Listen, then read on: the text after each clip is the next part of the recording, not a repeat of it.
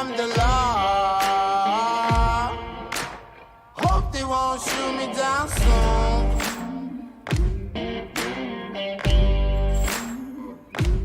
They sing on a sleepless night. Try to catch me howling at the moon.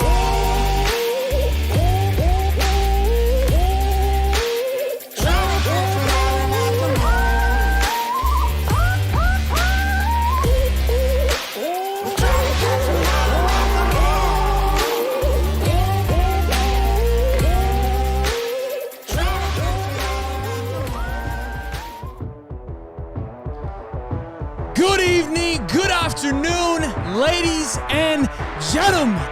Welcome back to another episode of High Top Sports. I'm your host, Stephen Sheldon Pete Walker, in the studio. We got old Mr. Steven Chad back on the mic early this time, boys and girls. And of course, none other than Mr. Swolderquist. Just got done repping out 245 20 times. Boys and girls, it's the best day of the week, and it's time we cut them puppies loose. Steven Chad, how we doing, big fella? Oh, my man, I am feeling good. I'm feeling frisky. I haven't been on the cast with you boys this early in the evening here in a couple of weeks. It's good to see your pretty faces while the sun still is sitting on the horizon over there. That is true. It's been a while. And before we even get back to Swolderquist, got some love from the man Chris Sorley. Piss Missiles, $20 to scare money. Scared money don't make money. Don't make money. I love it, man. Appreciate the love and support. Mr. Swolderquist, how are you doing today, sir? You look good. Yeah, it's the best day of the week. Every Wednesday's the best day of the week. I always say it. It's hump day. You're getting over that hump Thursday and Friday. High Top Sports. Let's get it. Let's go. Ooh, let's get it. Let's go. I love it. Boys and girls, welcome to the show. We got Muddy, Rob Little, Lucas Man, Adrian, Logan Walker. What's up, little bro? JLB, Adrian James Lyons. How we doing? Ed the Priest, Hard Wire Self-Destruct, U.S. Shorts, Nick Ellis, Ezekiel, Mama, what are doing? Harrison Sanchez, and Justin Goodwin. Welcome to the stream. F's Fanatics, what's good, baby? He's saying go Gators before he goes into training. Good to see you, boys. Make sure we drop a like, show some love. Got a lot to go over today. Okay, we got football recruiting. We got Austin Simmons coming to the swamp. We've got scrimmage notes to go over from our man, Mr. Swolderquist. Then we got next week the Orange and Blue game. Lots to go over with that. Excited news happening with that, so we'll talk about that.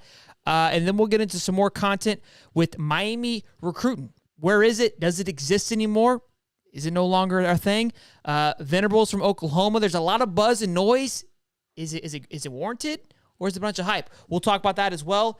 Then Jaguars talk. March Madness was madness, to say the least, on the women's and men's side. We'll break that down a little bit, get everyone's opinion. But happy to have all of you guys here. Let's have a fantastic show. And IB Max says, how about them Gators? how about it? And Dominic celebrates 9 months of membership. Let's get it. Love Me, High Tops, and Billy Ballsack. Well, that just fires. There we go. Girls. Before we get into things, baby. What's up? before we get into Austin Simmons, our brand new recruit for 2025 so far, this weekend I met Billy Ballsack himself and Mr. Austin Armstrong. So Billy Ballsack was at my nephew's T-ball game. Didn't obviously bother Billy. He was watching his son play baseball, so I wasn't going to get too into it. But I walked by, I said, go Gators, coach. Gave me the old good Gators. What was funny is we were walking out, and I just got done talking with my aunt. She goes, yeah, Billy's son plays here. You'll see Billy walking around like nobody's business. I go, really? She's like, yeah. I was like, it's kind of crazy. Like, what are the chances we see him, babe, when we're leaving? And I go, babe, it's Billy fucking Ballsack. She's like, how can you tell? I was like, I know that body anywhere, baby.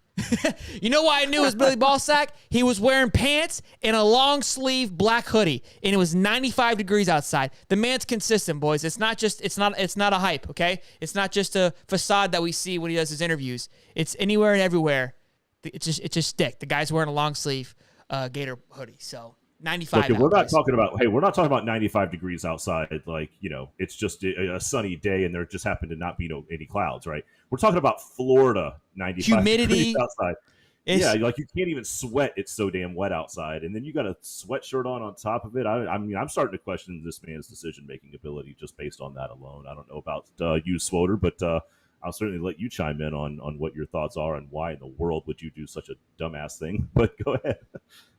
Yeah, I'm not opposed to heat because I actually like it. I like the summer. I like the spring. I'm up here in North Georgia though, but it is a big difference when you get down to there to Gainesville, Florida, and even further south there in Florida as well. I mean, Steamy boys. yeah, that is a different type of hot, man. It takes a special person to, I guess, withstand it. I mean, just to be wearing, I guess, what he was wearing or whatever. But I don't know, man. At least you got to see old Billy Ballsack in Austin, you know. Stas says sweating Question them is, haters how off. good was this kid? How good was this kid? I didn't. I mean, I was. You I didn't see that, Steve. I wasn't here taking notes. weren't even scouting. You weren't. No, Scouting I wasn't. At all. We were leaving. We were leaving. And then, as you guys know, I've said it a couple times. Austin Armstrong lives next door to my uncle, and that day, Friday, they were moving in. It was signing day, and I was walking into the house, and I look over. Mr. Old Third Advisor himself was unloading his truck. I go, Coach Armstrong? Oh, He goes, yeah. And I go, go Gators. And he's like, what'd you say? I said, go Gators, baby. And he came over, gave me the old classic handshake. He said, I appreciate your support, man. And I was like, no, man, we're excited to have you, man. We love it. I said, hey, we got a podcast. So we'll call you Third Advisor. And I have my visor in my hand. And he's like, yeah, man, we're bringing it back. He's like, let's grab a beer sometime. And I go, you need help moving in? When you shook his hand, did you feel the dog in him? You know what? Got that dog. I felt it. You know what I'm saying? Like it was just a nice transition. I felt like I shook his hand and my stat line for next year went up 3 sacks and an interception just from a handshake. So I can only imagine what he's going to do once he's on the football field and he's got a couple days with him. Because that was just, I mean, I had a 30-second interaction with him. That's what happened. So we'll see. Yeah, well, 30 seconds for the rest of your life, man. You know what I'm saying? You know. All right, boys, let's get it. Austin Simmons, we talked about him a little bit yesterday because he committed yesterday. Huge news for 2025. Again, I know a lot of you guys, it's too early. Who cares? He's not until he signs. Look, we've said it time and time again.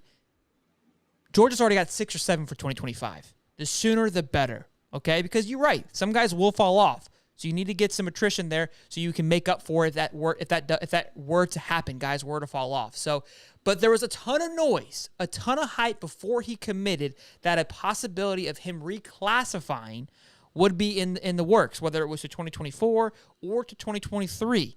Sheldon, how is this even possible? The kid's a sophomore in high school. Well, he's Albert Einstein on the weekend because he has a 5.34 GPA and has already graduated high school. Right, so that's where all this noise is coming from. Now, on his interview with, I don't know who the man was. That's my bad. But he said, I do plan still to come right now till 2025, and once I do arrive to Florida, I'll work on getting my PhD. So that's what we were talking about then. How much of that is still going to uphold? I don't know. This is where we go to our main man Swoderquist to get his thoughts and opinion on the possibility of him reclassifying, and then we'll break it down on whether or not we like that idea or not. Yeah, I was scrolling down. That was Footballville Nation that had that live stream after he had committed. And in that live stream, he said that he's still class of 2025 right now. The key word was right now. If he were to reclassify, I wouldn't expect for it to take so long to make that announcement because I'm not sure how much more time he has to make that decision.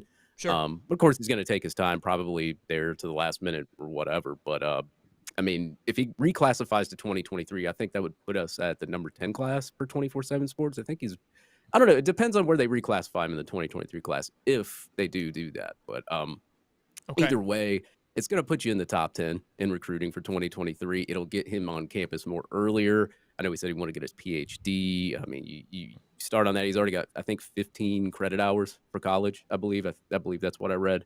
But I mean, this kid, dude, and I'm telling you this, and I'm not blowing smoke up my own team's ass or anything like that, but you look at his film, it's insane. I mean, his average completion rating 65.5% for his career, but if you don't count the 8th grade year, which he didn't really play that much, it goes up to 66.8. Freshman and sophomore years, 4,845 yards. He placed 7th in the state of Florida in passing yards overall, only playing 6 games his freshman year. And then he's placed 2nd his sophomore year in passing in the state of Florida, playing 12 games. And he's if you've noticed that you just turn on his film, like you look at his film, he goes through his progressions just really fast. He's probably got like a 2.4 to 2.2 time to throw. It's just, he's accurate. He's got a strong arm. He's intelligent. One of the better quarterbacks I've evaluated on film that's come to Florida. I mean, the last quarterback that I've filmed that, or at least watched the film on that kind of resembled that kind of time to throw was Will Grier. But I'm not going to say he's going to be a Will Grier or anything, but you look at his statistics, you look at how he plays football, you see the film. This kid's really good. Like, he's exceptionally good. I don't know if I could say he's better than DJ Lagway or anything like that. I'm not going to get into that whole argument, but the kid's really good. All you got to do is turn on the film, see what he does in film. Even if you get him for 2025, still doesn't matter. As long as he stays committed. Now, you're going to have to still recruit him till 2025, but if you can get him in the 2023 class, you don't have to worry about that problem anymore, and he's here. So I would rather him reclassify to 2023. I could care less about what the ranking is or anything. That way you already have him in the class. You already have him at the University of Florida, and you don't have to worry about recruiting him for till 2025. You can go after somebody else. Okay, so answered a lot of questions there. Days on a burner right now, boys. I love it. Oh, yeah. I'm excited about that one. So you would like for him to come to 2023 then, and for all those reasons that you just mentioned. Very interesting. So, Steve, you were going to say something? Go ahead. No, Judge, one thing I will say, and especially at the quarterback position in the college level, having a quarterback that is that cerebral and can read a defense and their checkdowns and just the overall, just the play itself that quickly, regardless of athletic talent. And it sounds like this kid has plenty of that as well. Regardless of athletic talent at the college level, if you can read a play that fast and know where to go with the ball, more often than not, the play will get you open and will find you where you need to go and will give you yardage. You don't have to be an athletic freak for the most part to be able to make those plays.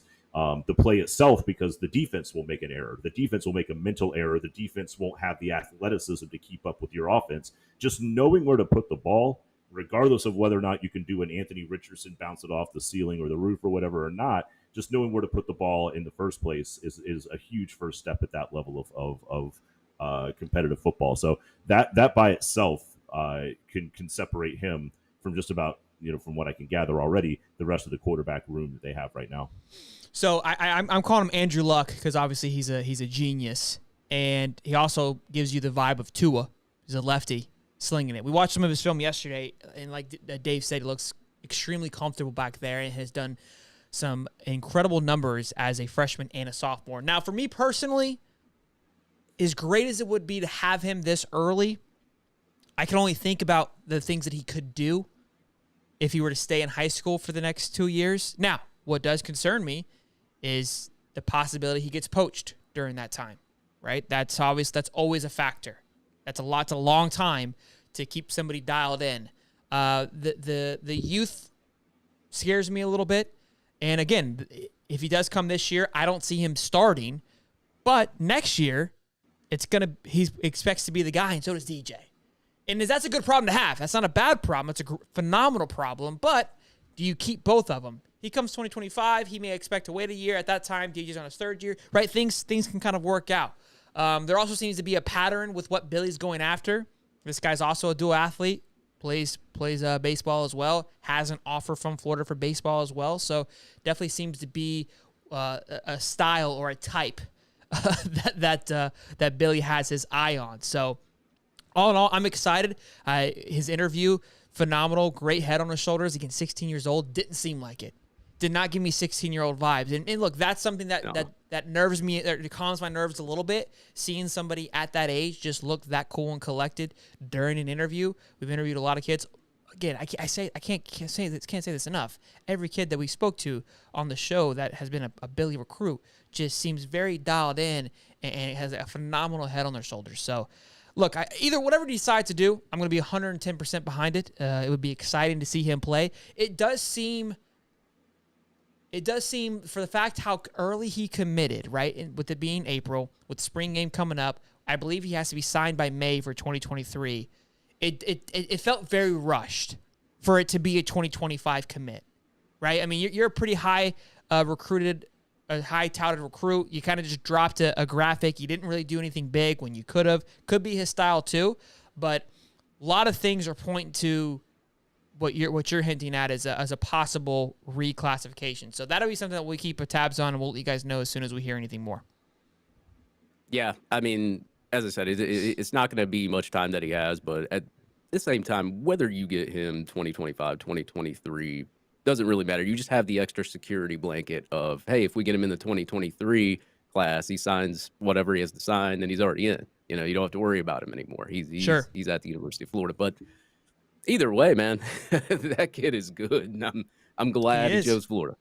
He is good. Look, I think right now your biggest competition is going to be Major League Baseball. I think at this point he's committed to Florida regardless of what year he comes in. I think Major League Baseball might be your biggest competition from getting the kid on campus and keeping him. You think so, man? I don't know. Baseball just seems to sweep kids off their feet, it feels. I disagree. There's like 800 rounds of a draft. So look, I think they'll get drafted. Like Deuce Robinson is another one who obviously the number one tight end just committed. Everyone thinks he's going to go play baseball. Here's the thing with baseball. It's very easy to get drafted. And I don't say that lightly as like anybody gets drafted. I'm pretty sure Dave, Steve, and I all got drafted in the 2017 MLB draft. But that's besides the point. Everyone essentially gets drafted. They draft. It's a long draft. It takes forever. Nobody watches it, right? Now, that doesn't mean you're going to actually ever play baseball or see a reasonable baseball field, right? You may get drafted and go play for $25,000 a year, right? That's how it could work too. So could it be instant gratification and he'd be a first-round draft pick and sign a $10 million bonus? Absolutely. I don't know how great he is at baseball. He's really young, but that money is very instantaneous. If it feels like he has a pretty straight line to success in the NFL, then I don't see baseball being a real avenue. So I guess that's where it's going to come down to. People always say, "Oh, the baseball is right there," but most of these guys that are a dual athlete, I haven't seen much of it like we used to. I don't see as much. Well, because you have the NIL now. I mean, now the NIL Sure. can secure a kid financially, where baseball used to be the fast cash opportunity. Now the NIL can kind of bridge that gap and make college seem more appealing. Yeah, I guess I see what you mean, especially with his emphasis on education. Maybe baseball doesn't have quite the sparkle and shine. We might lose him to a doctor's office before we lose him to the baseball field. Real quick, shout out to Justin Goen says, were we going to drink after the spring game? At all of y'all. The Swamp Donkeys would love to have a drink with y'all. Message me on Twitter so we can connect, but we're going to get into where we're going to be for the spring game, so you can come see us beforehand for sure, but definitely we'll try to get together afterwards as well. Sorry, I was missing a few of those chats. Nick said he saw you. Nick said he saw you at the bar Monday. Steve, was that you at the bar he saw? Yeah, well, look, I mean, if that's how it's going to be, Nick, then we're going to have to start. You're going to kiss and tell, Nick? Yeah, you're going to kiss and tell. Drinking White Claw, was he? Was he drinking White Claw? Oh man, ain't no laws when you drinking Claw, baby. Oh my gosh, it's too early for. No wonder nobody comes watch us anymore. Well, there's another popular show on right now. Yeah, we're bumping. Boys and girls, make sure you guys show some love. We got 130 in here. Make sure you guys drop a like, subscribe. We appreciate your support as always. 2024 recruiting. Again, this is something we're going to keep talking about. Things seem to be going in the right direction. Obviously, with the final scrimmage game coming up next Thursday, I hear the names on that list are insane. A lot of people are going to be there for Thursday. And again, the big reason why the game was moved to Thursday is for this exact reasoning, to have all the recruits there. I know he got a lot of flack for it last year when he did it. I think a little bit of flack this year. Not too many people like the game on Thursday night. Some people say you're a coward for moving it because you don't want to compete. Guys playing chess, boys. It is what it is. I mean, why? If you can move it and not have to compete with everybody and know that look, these kids are going to want to go to all these games as much as they possibly can. Sure, maybe if they're more likely to go to Georgia and Alabama and pick you over them, 100%. But if you can steal them for a day and let them get the energy of the swamp, take full advantage of it. So I love it. I'm a huge fan of it. Excited for it to be on Thursday night. Like I said, we're going to be there. But as for recruiting, what's his name? Tovani Mazzell? Am I saying that correctly? I believe I am. Yeah, I'm the butcher of names, so I'll go right along with you with saying that. Tovani Mazzell. He was committed. I can't remember where he was committed. He recently decommitted. He is the cousin. Georgia. Okay, loving this. Was committed to Georgia. He is the cousin of none other. Oh, my Aiden Mazzell's head's too far away. Of Aiden Mazzell. Oh, come on, you got to break that out. Yeah, man. I know. I had it ready. Come on. I cleaned it up. We do a precast for a reason. I moved it. He is a running back, which we've talked about this multiple times, that we definitely need to land a second running back to that room. A lot of names been tossed around. Stacey Gage, Anthony Carey, who's no longer running, even his top 12 or whatever, so he's gone. Stacey Gage is still a big one, but Mazzell is a 4-star running back. How would you not want to play with family? So we're trending in the upwards direction. UCF right now is leading the way at 21%, followed by Florida at 18.5%. I believe he plans to be at the spring game, if I'm not mistaken. Can you confirm or deny, David? Am I spot on there? I do not see him on the list yet. That could change, though. Okay. All right. So you have a list of guys. Yes, per Blake All right. Alderman. We'll go over that when we get to the scrimmage game. Dave doesn't play around, boys. So, look, I would love this just simply for a family affair. I think we should feel pretty comfortable about this. And again, he's ranked 320th nationally, 27th as a running back. Would be a massive addition. 6'1", 193. Guys, pretty big. I mean, most of our running backs kind of fall around that 5'10", 6 foot mark, right? We've talked about this before. Would love for us to get that 6'1", 6'2 range style of running back to kind of give us that Derrick Henry-esque style of running back. So again, for the fact that he's a Mazzell just gets me excited as well too. So we'll see how that plays out. Dave? Oh yeah. He actually has a crystal ball actually for Oklahoma on 24/7 Sports, but that was March the 8th. So who was it by though?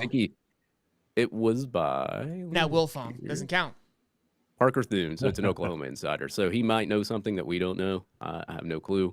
But guy runs a 11.3700 meters. Not the fastest, but I mean, I haven't really looked at his high school stats. Haven't really done any research on him. But as you said, brothers will want to play with brothers sometimes. Cousins. And I know Caden Daniels cousins. And I know Caden Daniels is another guy that they're after, who's I said last week was averaging like 10 yards per carry, rushed for like 3,000 yards.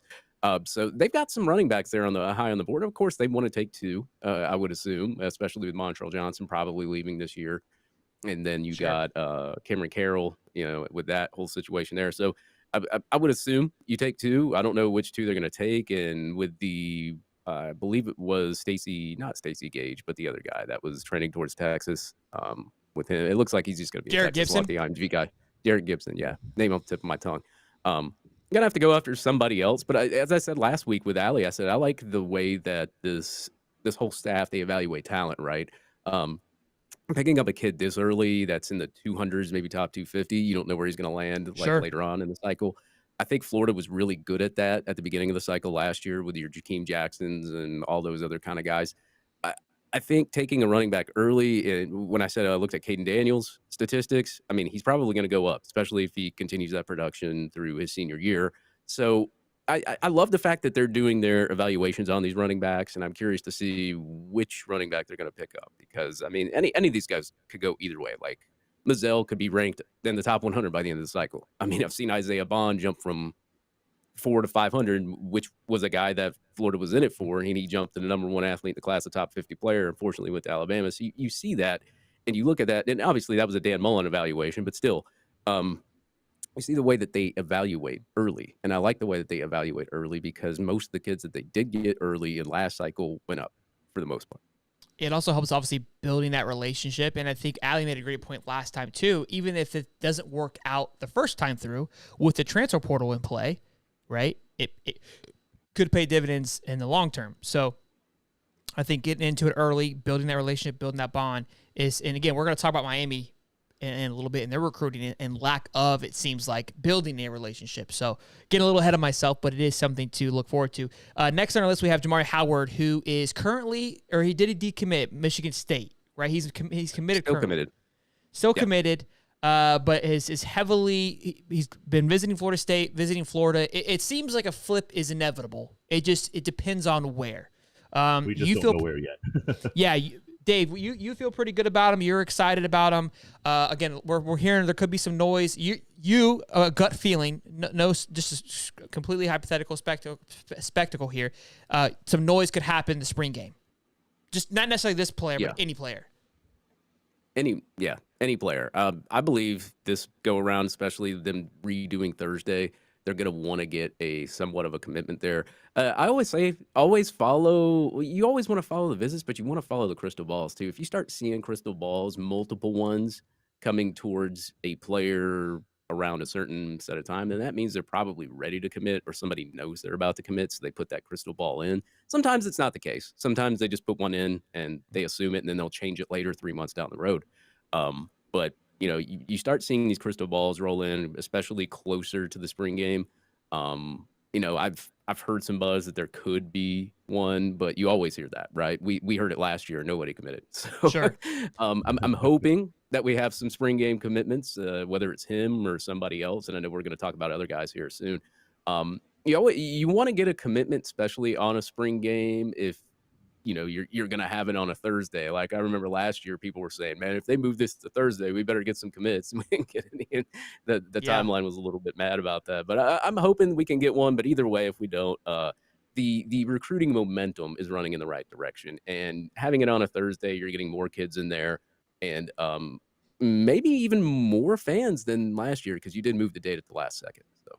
Yeah, I think people are prepared for it this time, for sure. And I agree with you. I think there needs to be some noise for it being on Thursday, because there was a lot of flack for it being on Thursday, and it doesn't seem to have – it didn't seem to do anything positive or give them a leg up like it's being sold that it is. So to get some noise from Thursday would be huge.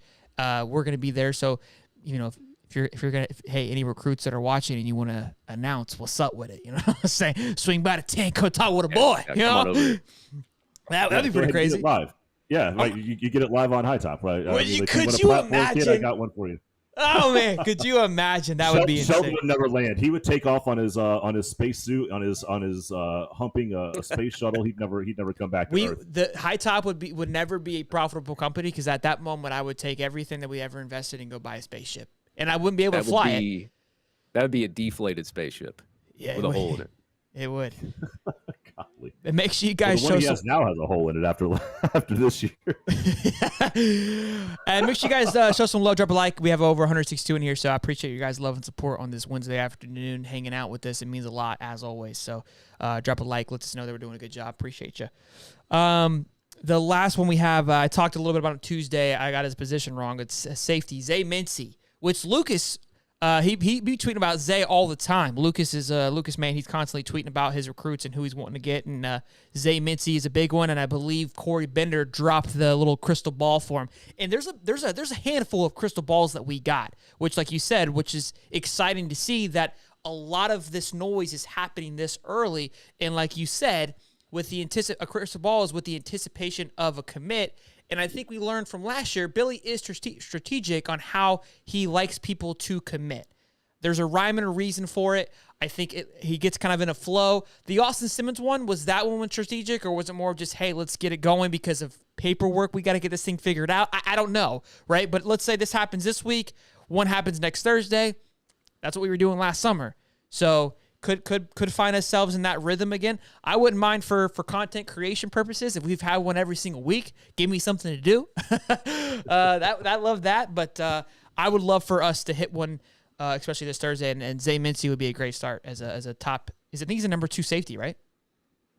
Yeah, it depends on what site you go by. So Okay. I would assume, I think he's the number 2 safety on 3. 24/7 Sports has him as number 4. His composite's got him at 14, but that's just a composite. That's as more rankings roll in and more updates go around these sites, the composite will change. But yeah, man, if you're wanting to bring your spacesuit to the spring game, man, I won't be obliged to that.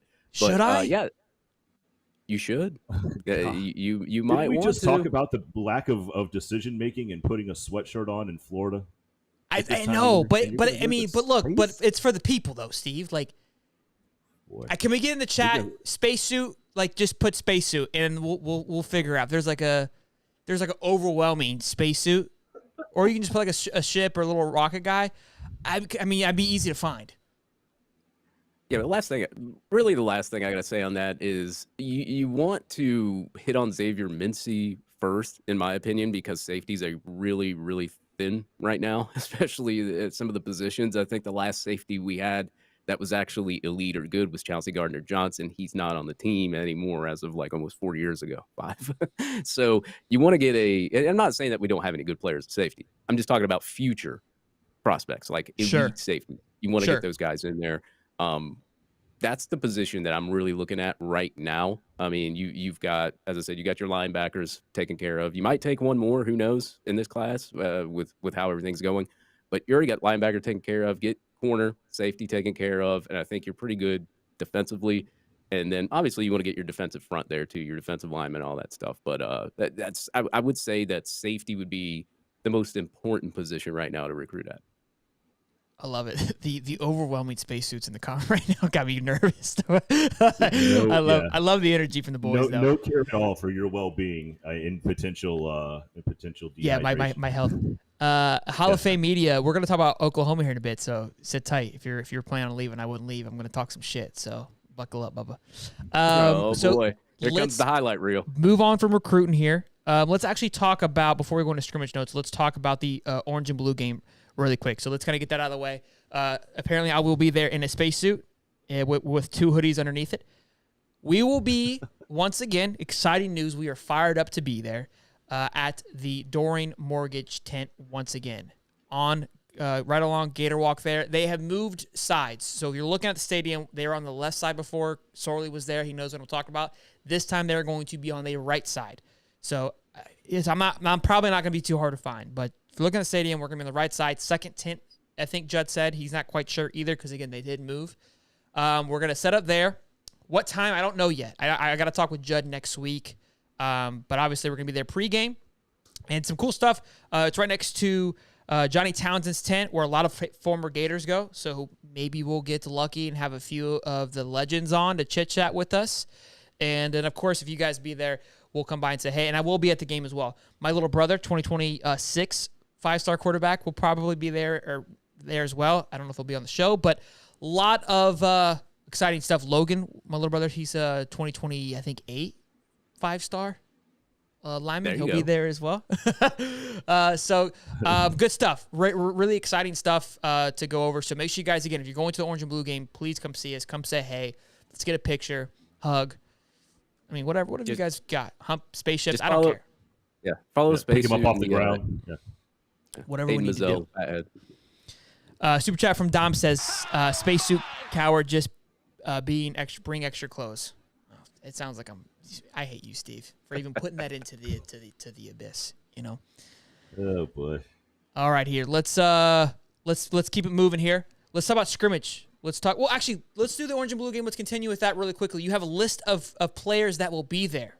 Let's talk about that first, Dave. So go ahead and I'll pass the buck to you. Let's rock and roll. Okay, well, I'll go down the list, and if I butcher the names, I just butcher the names. DJ Lagway, of course, we all know that. Love that. 5-star edge, Colin Simmons. Got that 5-star one right. edge will be there. Huh? You got that one right. Yeah, Lagway, I think you pronounced it correctly. Oh, yeah. Thank you. 5-star safety. edge. Okay. Xavier Filsing. I think I said that right. I'm pretty sure crystal ball to Florida right now, right? Yep. Currently crystal ball to Florida. He will be in attendance there as well. Defensive lineman Myron Johnson, 4-star. He will be there. 3-star defensive lineman Dimitri Nicholas. 3-star offensive tackle Ty Hilton. 2025. Austin Simmons there to help us recruit as well.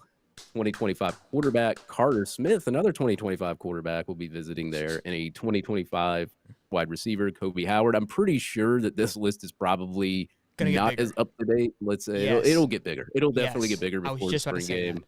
It usually does. We were double digits last year, like in the 50s. I want to say by the time it was said and done, I think it was like 50 or 60. It was nuts. Yeah, and they've got like a whole section just squared off just that's for the where I'll recruits, be. and it's a way bigger section. Yeah. Blend right You'll be in. there with the Aiden Mazzell fathead, right? Just holding it up. Yeah, so I would wait for the list to be updated throughout the week as well, because you'll start seeing more kids announcing that they're going to show up for the spring game. It usually happens the couple of weeks prior. Like you start to see it now, but then like towards the weekend and then Monday you'll start seeing more of it. So it's going to be updated. Love it.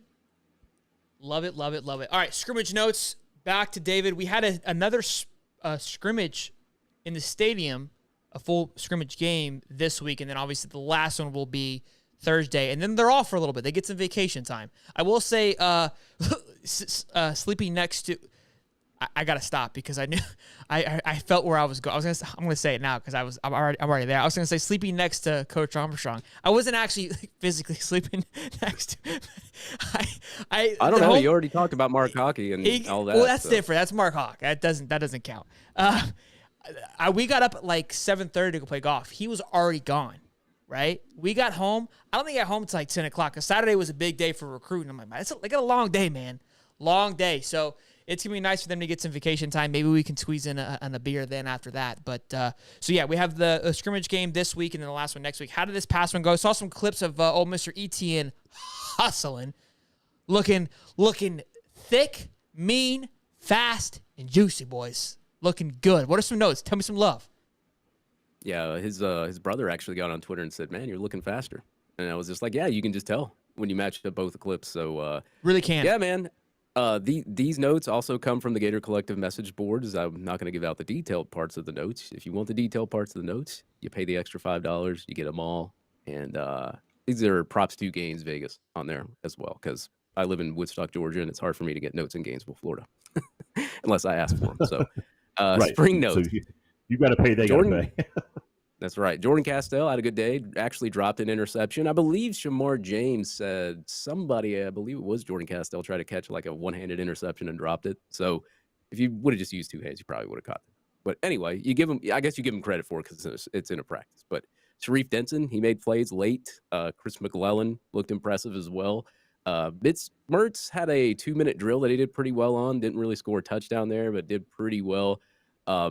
Trevor Etienne, Montrell Johnson, still doing phenomenal in practices. They at least squeeze off a big run just about every practice or every scrimmage. So at least the offensive line is doing their job, plus the running backs still are. We already know what they can do. So Kearney played some time at center, Roderick Kearney. Aiden Mazzell had some good plays as well. Jack Miller also hit a really good deep pass to who? I don't know. Join the Gator Collective boards and you'll be able to find out. Damn, bro. Hey, I got to plug him, man.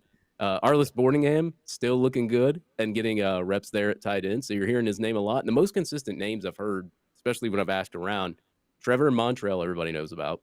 Cameron Jackson has been lined up at defensive line there. Yes, Jakeem Jackson. Yeah, Jakeem Jackson, Arliss Boardingham, those are like some of the most consistent names that I hear. There's a few others that I can't think of off the top of my head, but those are the most consistent names that I hear right now. But that doesn't mean that other people are making plays and you don't even know who they're playing with or who they're up against either, because they mix everybody in. So you just never know. But from what I've heard, running back's still going to be a very powerful position this year. I love it. And so, look, I think another name is Jordan Castle. We've heard a couple times. Ricky, obviously a big one. He had an interview and an article that Dave just wrote today. So go check that out on hightopsports.com. But this transitions into a segment that got brought up by Auburn's head coach Hugh Freeze. It's something that I don't even consider or think about because it's just been so normal for a very long time. Now I do think about it come August is why don't we have a preseason game? I mean, we got to go out there and just straight send it. Like, why do we play these cupcake games? Well, this is why. Like, you don't have anything to kind of gauge, right? And when you're coming out there having to play an LSU first game like FSU or Utah, that's brutal, right? That's absolutely brutal to have to do that for your first game. So something that got brought up by Hugh Freeze, again, today it's been mentioned a couple times, is that why can't they play another team for this scrimmage game? Instead of the orange and blue game, allow us to play like an FAU, right? Or a Bethune-Cookman. And we charge maybe $10-15 for that game, and you donate the all that to some kind of charity or foundation or whatever it may be. And look, you have guys wear certain jerseys, so you don't know how to tackle them. It's still ran like a scrimmage, just like a normal scrimmage is today. But you get a true understanding, right, of playing against somebody else. Because what's always the biggest takeaway from the orange and blue game, or just from these scrimmages, is that I don't know if our defense sucked or if the offense was good, right? Nobody truly knows what happened. You can tell how somebody looks in the pocket, how the zip's coming off the ball, release, how they're reading, things like that, small details. But do you truly get a feel of how the team is functioning? And I'm sure the coaches are going through the same thing, right? So he even made a point of less injuries, right? Because you're minimizing what's going on to the field. So you don't have to worry about both sides of the ball and stressing it at the entire time. I love the idea. It feels like a no-brainer to me. Because, again, especially if we're going to a 9-conference game, we would be losing that cupcake game, which is beneficial to those schools. So just move it to a scrimmage game. Same thing, right? Pay them $500,000 to come play a scrimmage game. Allows them to play into a big stadium, allows them to practice against, a bigger school. Everybody wins, right? I love it. What are you guys' thoughts on it, Steve? I like the concept. But I'm just thinking about, like, look, things get chippy towards the end of fall ball, especially after 2-a-days, and you're starting to get into. Well, I think this would be in spring. I think it would be like right now. So even you're still, but you still at least have your own team to trust that you're not going to go out there and just massacre one another. You're not going to have a guy who's trying to make the team on the other side of the ball, right? This other team that you're playing, right? Let's just say whatever, FAMU. I don't even care. Just pick a team. But I mean, at least I know that the other players on FSU's team aren't out there going to just knock the dog shit out of Jordan Travis because they're trying to make a play for their coach. I don't think that'll happen when you're playing your own team. Now, if you're going up against another team who you have no affiliation to, you don't really know all that well, things can get a little bit chippy. You got a guy who's trying to make the roster, not end up on the chopping block to make the scholarship count going into the summer. Maybe that kid makes the stupid mistake and takes somebody's head off going across the middle and doesn't play quite to the standard of a normal scrimmage because he's got to prove something. I don't know. Asking another team to play in the element of football of a scrimmage that you're typically used to doing with your own team, I think there's a little bit of a trust factor there, and it could be a catastrophic loss over a win. The NFL does it. They're professional athletes, dude. They're professional athletes being paid a lot of money. These kids are not. These kids are not. And if it's a kid who's on the cusp, maybe he doesn't think that way. But does he really think? But okay, so if he's on the cusp, you think him laying out the quarterback who's wearing a jersey that says "Do not hit"? The coach is like, "Yeah, that guy crushed him." No, it's not going to do any favors for him anyway. So I disagree with that. I see your point, and I it definitely has a credibility to it. But it's like if you can't follow the rules of not hitting this guy, I don't care how hard you're playing. You're not, you know what I mean? I'm looking for something different. You've had all practice to play hard. This scrimmage game isn't the end all be all. We have a whole summer ball we got to go through. So that's the part. It's not the last look to put them onto the team. Sure, and I get that. I feel like I'm asking another team who we don't know to respect the rules of a scrimmage that's fair. Not send somebody to a gurney.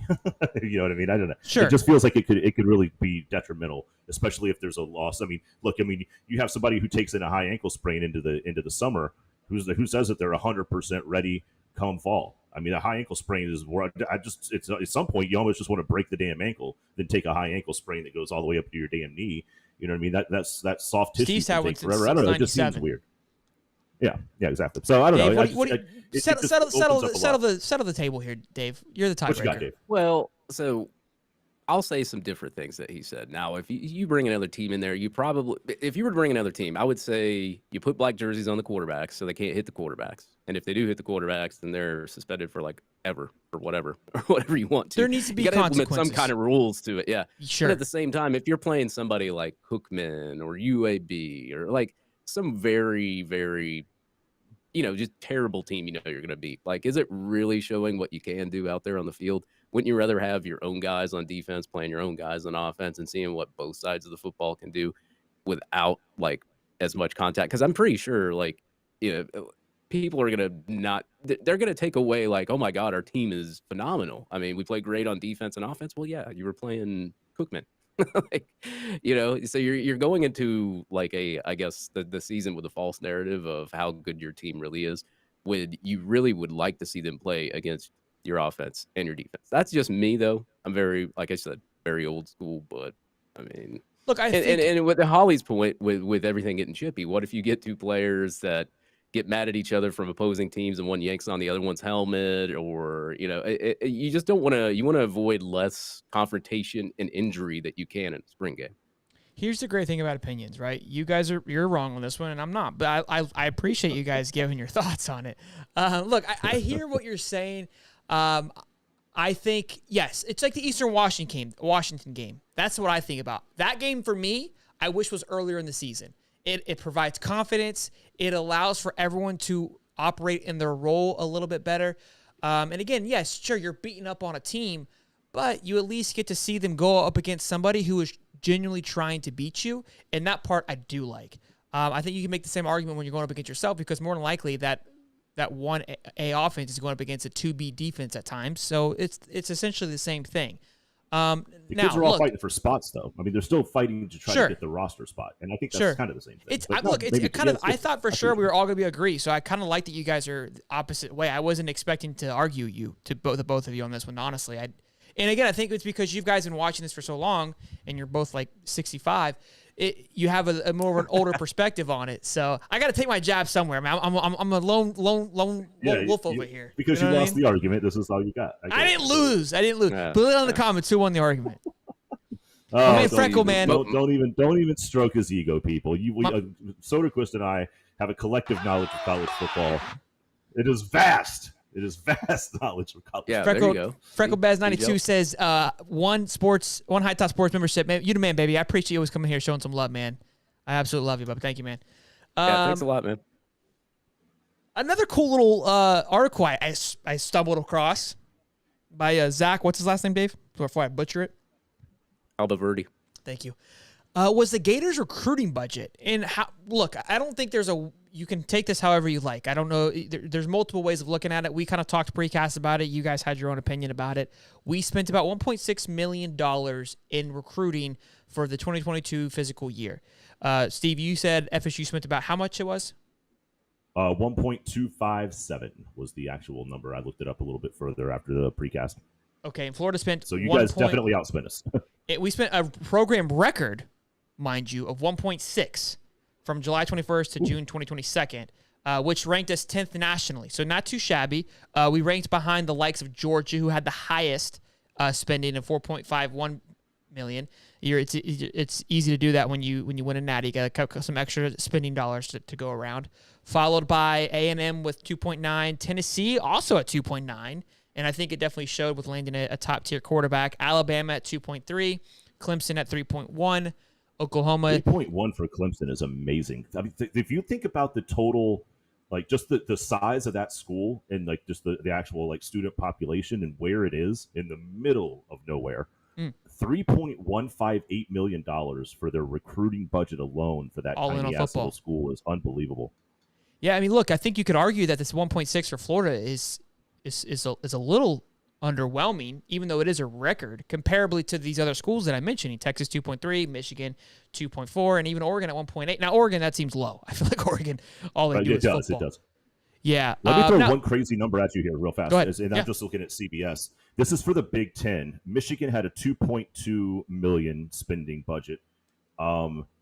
Second in the Big Ten, ahead of Ohio State, Maryland, Penn State. Second in the Big Ten, Rutgers at $1.6 million. Rutgers Wow. in New Jersey. And that jumped from an average from 2017 to 2022. Their average recruiting budget was $879,000, and they jumped up to 1.6. They essentially doubled their recruiting budget in 1 year. Tell me that Big Ten money ain't something, baby. What is up, Rutgers? That is fair. That's a hot take if I've ever heard. That's a padded. That's a lock stat right there, boys. That's look at Steve. Steve was prepared. He did his homework, boys. But look, there is something. There is something to be said. I gave you a compliment. That's why I don't tell you to do a good job. Because I see you guys in the comments saying we need to bump that budget up. So let me take it one step further. We know what Kirby does. He flies around in his helicopters to Kroger's. So that's part of where the helicopters. Yeah, that's part of where the money's being spent. Florida, let me see if I can find it here. They have two jets, a $3 million jet and an $8 million jet. They already have it. We own it. They're two private jets that we own. So that doesn't account for the recruiting budget. We also have an aviation department budget of just about $900,000. None of those things are under the recruiting budget tab. So I said, okay, let's take half the aviation budget. Let's add it to the 1.6. That puts us to 1.9. And then if we're out here renting jets and helicopters like Kirby is, we're definitely up a little bit higher, probably closer to that 3 range. Still not at a 4.5, right? But definitely higher up. Look, could part of it be due to the fact where a lot of top recruits are in Florida, so traveling wise, you don't have to spend as much. Now, with it being in Texas, more of the top talent being in Texas, could we see this budget change a little bit? Sure. Mind you, this isn't this isn't money being bought for players. It's the physical act of going around and recruiting. So just so nobody gets confused of we spent this much money on buying players. No, it's the act of doing. So just something to think about. It's interesting to see. I love that we broke a record, though. I think Billy was very adamant. And I think that was part, if I remember correctly, I know part of his negotiation was, hey, I want to be able to hire as many people as I want. I want to bring as much staff as I possibly can. Mind you, I think we spent the second most on staffing. So if we have to spend more on staffing and less on recruiting, right, it weighs itself out. Also, ROI, right, return on investment. We're spending 1.6 and we can finish in a top 7 class. So we spend 3/4 of the budget that Georgia and all these other guys are doing, and they're finishing 2 spots ahead of us. That's massive. Now, where's the value, I guess you could argue, of having a great ROI, right? If you're not winning, what are you doing with that extra money anyways? That part I don't know. I couldn't answer that one. I don't know if you could take, if you were to save, let's say, $1.2 million in recruiting, how does that translate into? Is it translate into a better just more towards the school, towards facility? I don't know. I don't know how it would be facilitated. So that is interesting to think. Like, what are you guys' thoughts? Yeah. Well, if I'm a recruit for Florida and the $3 million jet shows up instead of the $8 million jet, I'm a little bit put off. So I'm not sure if this is going to be the team for me. That's my first thought. Sure. So just throw the $3 million jet away because they know when the poor one shows up. I don't think a jet estimator is going to be with a recruit when they show up, so they probably don't even know how much it costs. But it's not what you spend; it's how you spend it. I've always been a big fan of like if you make a $45,000 a year salary and somebody else makes $120,000.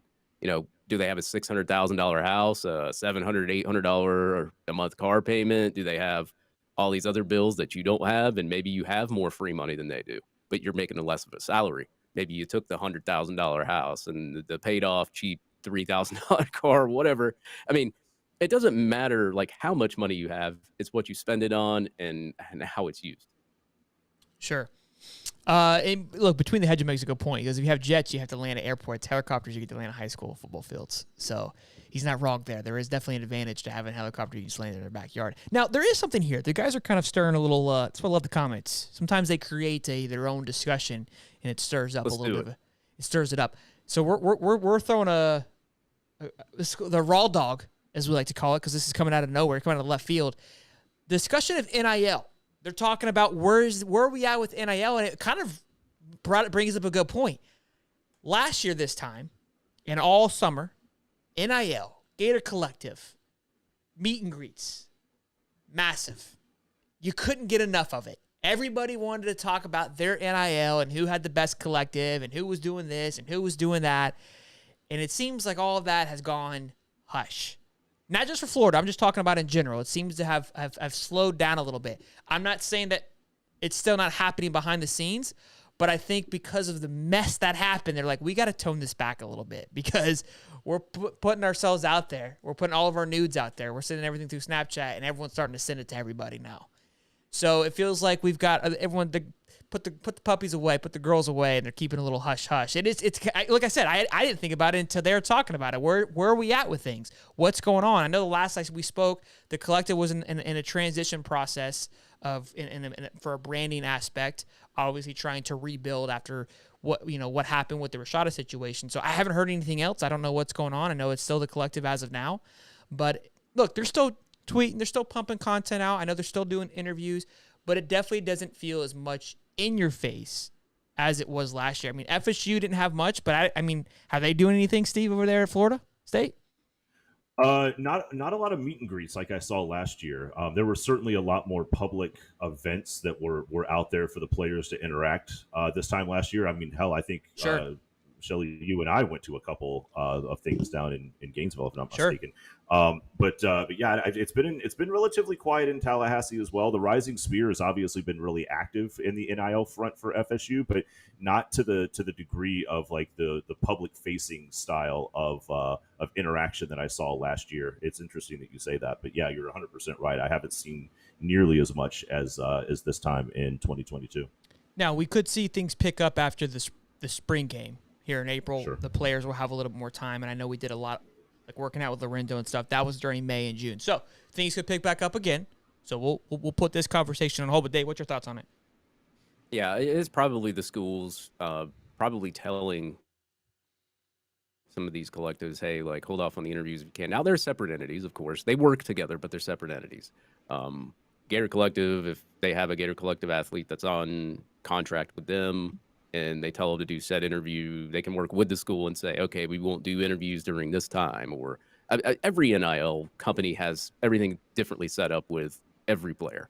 So it could just be the fact that they're telling a lot of these players, hey, let's get through spring practice. Let's get through this before we start doing interviews and things like that. So I know that Jen, she always messages me if I want to do a Gator Collective space and host it. I haven't gotten any. And we usually don't until like almost during the season or maybe in June, July. So they kind of do hold off until like kind of mid-year, somewhere towards the season. So it could just be a collaboration of anything. Sure. So we'll see. Maybe things will pick back up here after the game, but it does seem awfully quiet compared to last year. And again, I think it could just be, look, like it was a lot. Let's get things figured out before we put ourselves back out there. Before we move on to the next topic, boys and girls, make sure you again show some love, like, subscribe. Appreciate the support. We need 30 likes to get to 100. Let's get there, boys. All right, Anthony Richardson obviously had his pro day. We talked about that. Had some success. Looked fantastic. The noise, the buzz is back to Anthony Richardson. It seemed to have died down after the combine because the other quarterbacks had their pro day, but Anthony was the last to speak, it feels like, and pretty good timing with the draft just over 20-plus days away. And there seemed to be a private jet, speaking of jets, at the Gainesville airport with a little horse colt on the tail wing there that was tweeted out today. And they've been to Gainesville a couple times now. And the Colts were one of the first teams that I projected when they got their new head coach. I predicted that the Colts would trade for the first pick and go and get Anthony. Well, they didn't trade for the first pick, so I'm already 0 for 1 there because obviously the Panthers did. But the Colts do have the 4th pick.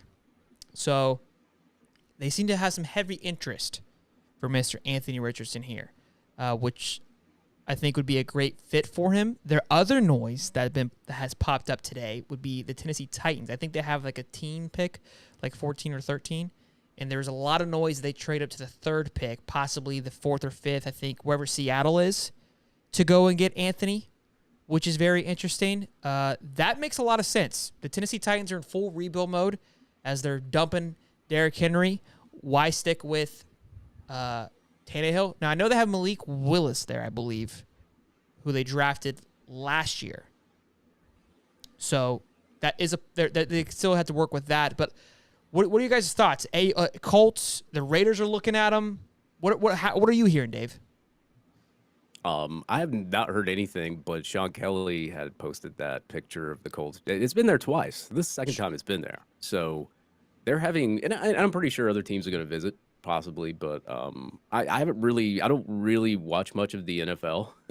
I don't study rosters or anything like that, but I know that Colts are looking for a quarterback. Obviously, I think the other top 3 teams there, I'm pretty sure Bryce Young and CJ Stroud will come off pretty quick.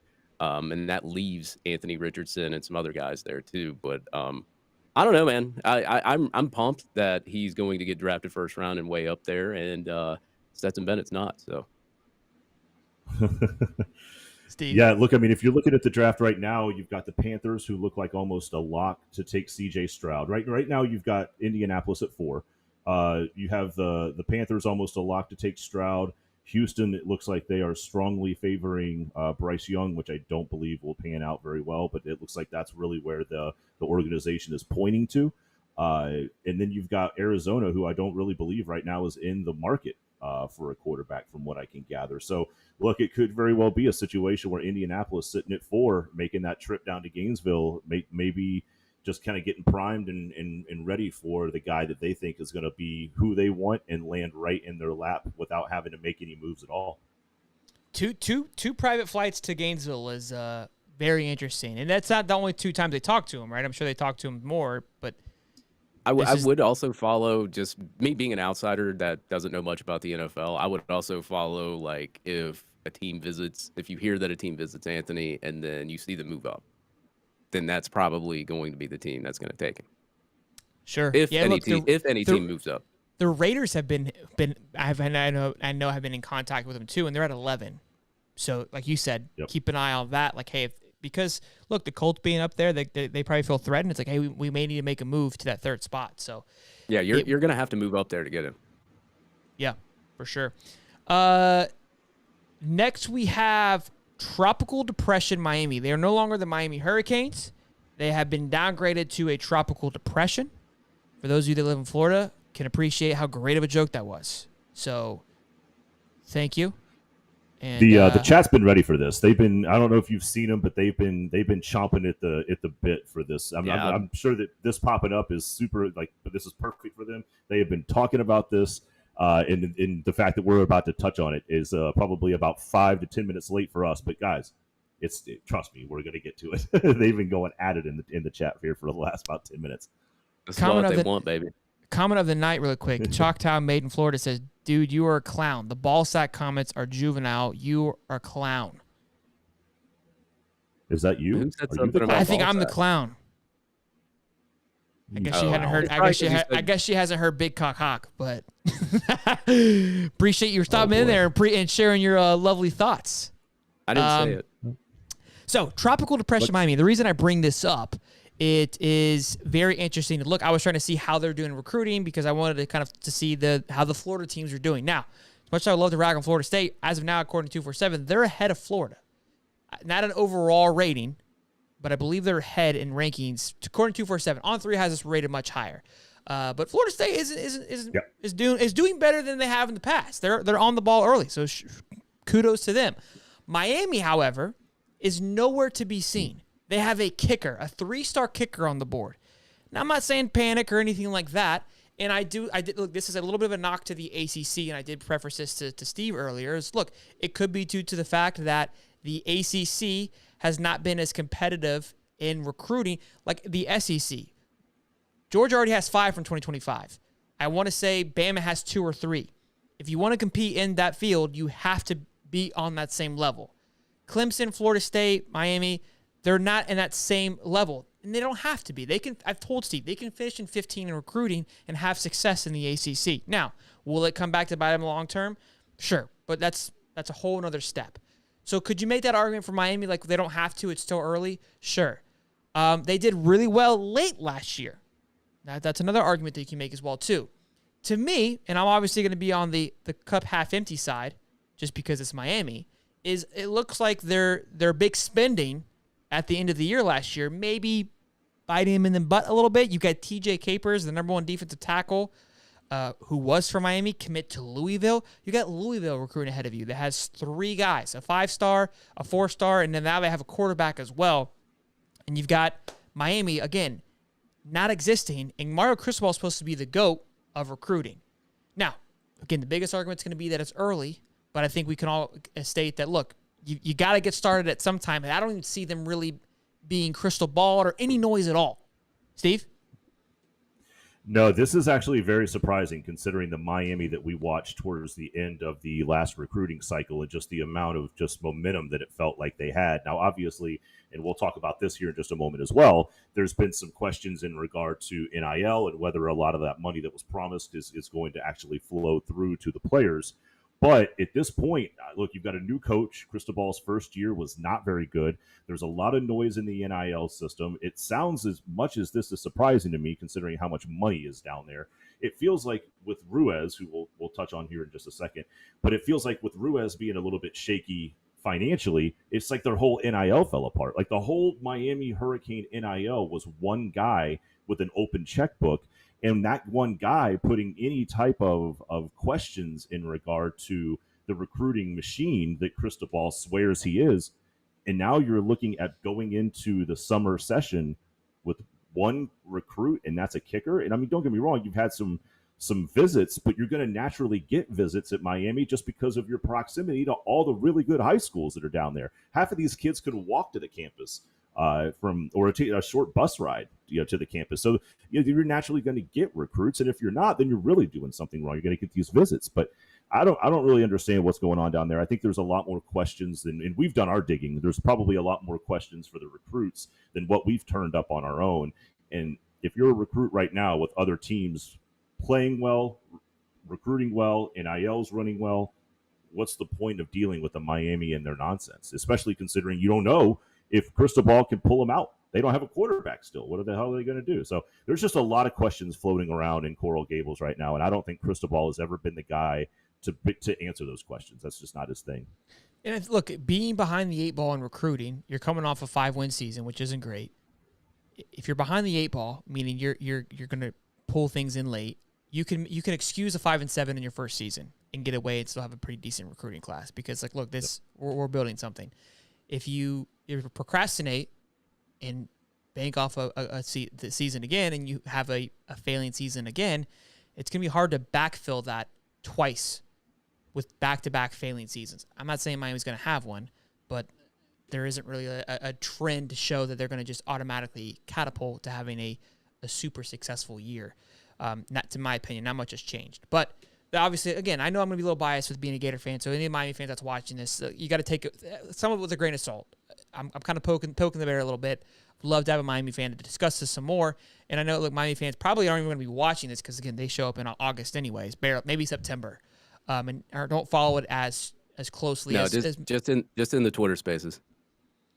Yeah, and it sometimes they're on there. So we'll see. We'll see how. 24/7. What's that? I said 24/7. Oh yeah, they are on the Twitter Spaces. That is for sure. What's your thoughts on the depression in Miami? Oh, where do I start, man? Where do I start? Oh, geez, he's been waiting for this. Hey, I'll say this, man. I'll take my Gator bias out of this. I'll take I don't like Miami bias, whatever. I don't even really hate Miami because they suck. So how's it hard to hate somebody that's really bad at football? But this whole John Ruiz situation. First of all, if I had a guy that was running my NIL, right, and he was a lawyer, worked with whoever, and he's consistently running his mouth on Twitter, like saying this, that, the other. Like, he's very insecure. You can tell he's a very insecure individual. But, like, he consistently runs his mouth. Then, on top of that, releases a stock on the stock market, which is right now at 67 cents when it started at $10. So he's down 11% from yesterday. He's about to be delisted on NASDAQ if it doesn't get above $1 a share. On top of all the numerous articles that have been released by him by national reporters, guys with like 2 million followers talking about, just all different things of his company being delisted and this lawsuit. He's got a lawsuit going on right now with the original acquirers of LifeWallet because he never paid them the money to acquire LifeWallet. It's a $12.5 million lawsuit, and he will probably lose that if they have valid proof of him not. I wouldn't put it behind me that they didn't pay him. So all these people that are on there saying, oh, well, Ruiz is a billionaire and all that. He doesn't. And I've been told this, too. He doesn't have the money everybody thinks he does. I mean, I pulled up an article just the other day. It was posted January the 26th that says Miami, John Ruiz sold one of his Coral Gables Estates properties at a discounted $30 million when it's supposed to be worth $45 million. Nobody's going to sell their estates or their mansions and discount it unless they are running out of something. Money. So, sure. Right. So anytime that anybody has posted anything about John Ruiz that was not even remotely bad, but looked bad on him, he's always said it was inaccurate and wrong. But there's always been proof. Like that article that was written about him getting sued, he said it was inaccurate. But you can go to the Miami-Dade County Court Jail court website and pull up all the court documents of him getting sued. It happened February the 1st. I think the court date is in May.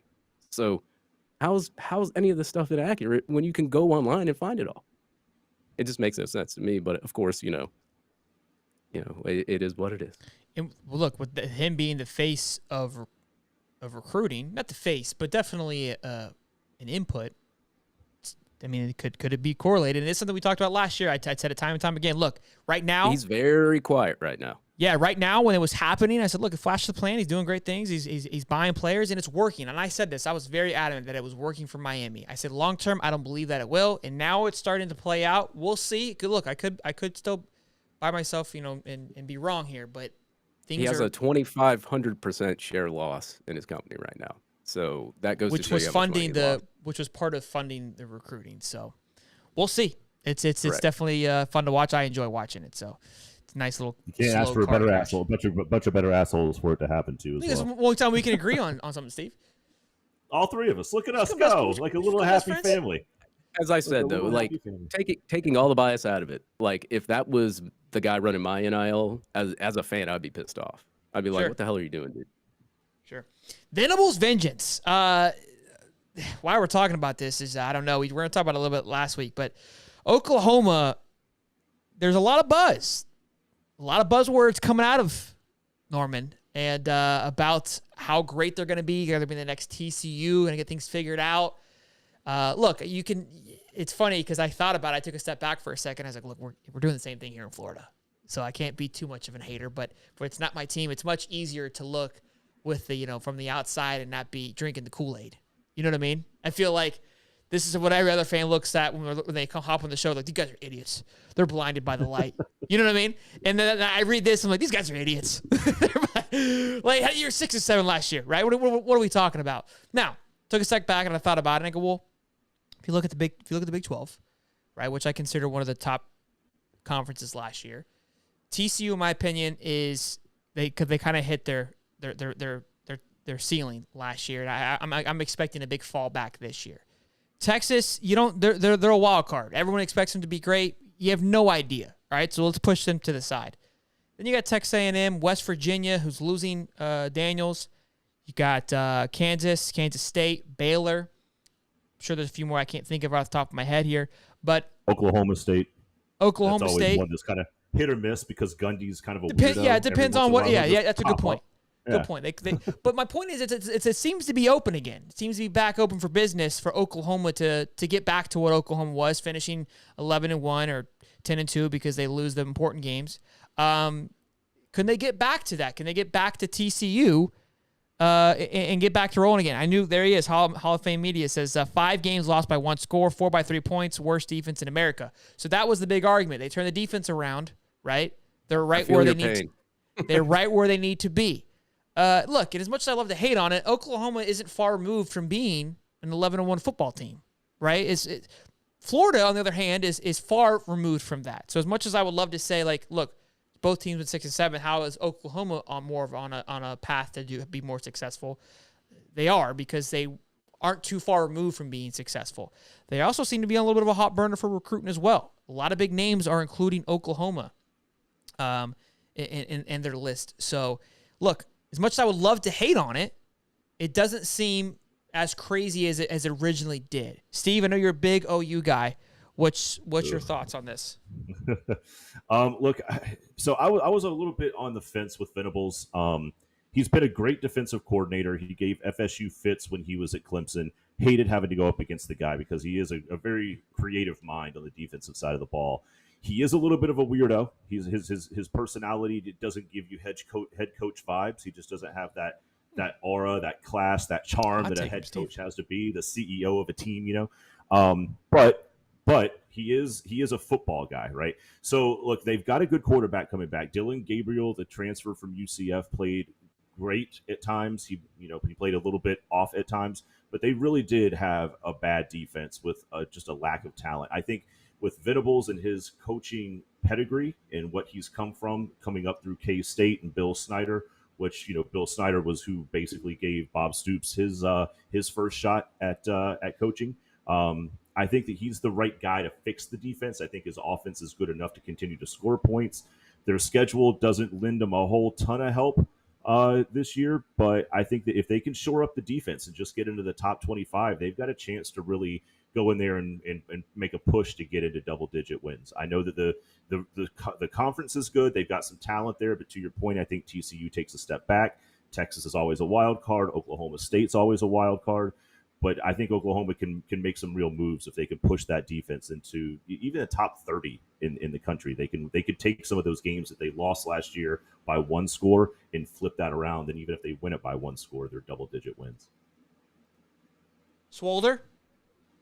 Yeah, I was kind of going through their talent composite here on 24/7 Sports. They have like a number 9 talent composite. They recruited in the top 5 last year, and just kind of basically going through their schedule. I mean, Holly pretty much said everything that you needed to say about defensive coordinator and all that. And if you do short the defense, I mean, you look at your schedule: Arkansas State, SMU, Tulsa. I mean, those should be 3 easy wins right there. Oklahoma, Cincinnati might be. No, you never know how that done. game.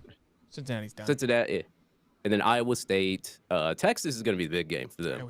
Texas is. I always love watching that game. Oklahoma, Texas, UCF cupcake, Kansas cupcake, Oklahoma State, West Virginia, BYU, TCU. Not a tough You should schedule. be able to have a. You should have a better, at least better record than you did last year. I wouldn't have expected them to lose 6 games like that last year either. Their defense was pretty horrible. I think their defense ranked in the hundreds in a couple of categories. Not as bad as ours. Ours was way terrible than that. But yeah, but we got Armstrong now, boys. We're good. Yeah, we're good now. But yeah, I could see with the way that they recruited Venables being who he is and all that. I could see them winning more games this year, but it just depends on, obviously, can you get past Texas? Can you get past some of the harder teams that recruit just as well? That remains to be seen, but I would expect Oklahoma to have a better record this year overall. I would put it honestly in the same boat as Norvell, right? Coming in, taking over a team, and I think they can have a successful season, win 9 to 10 games, but can they win the big one? And that's something that Norvell has to answer as well as too. So kind of in the same boat. I think the division's wide open, just like it is for FSU. But can they win against Texas, right? Can they pull off the Oklahoma State game? Those are going to be the big question marks. Yep. The only, just not have the those only team, letdowns, those midseason letdowns. Exactly. The only team they play on their schedule that has a better talent profile than them is Texas. That's it. Yep. So look, it's honestly, it's just like FSU. I think FSU, the best talent profile, if I had to guess, is probably Clemson. The rest of it's wide open for you guys. So. Yep. But you hate them, Steve. They're basically same person. Pretty much. Next thing we're gonna talk about everybody's favorite person. Coach Brown. Oh boy. The Buffs. Everybody keep an eye on the chat counter. Here we go. Here we go. Look, guys, he's part of college football. We gotta get over this. Like, nobody has given me a valid reason of why we shouldn't like enjoy talking about it or having conversations. It's fun to talk about, so we're gonna move past that. But Buffs sell out, which this isn't old news, but I did want to talk about it because they sell out their spring training game, 45,000. We looked it up. They can hold 53,000. We assume that's probably for recruits and maybe just other areas they wanted to keep closed off for a time being. Maybe, higher end seats. This is absolutely massive for Colorado and Prime. We talk about Prime's not going to win more than 2 games, more than 3 games. Right now, with what he's doing, he's already won. This game selling 45,000 is more attendance than their past 9 spring games have had combined, which is just unheard. It's a free game.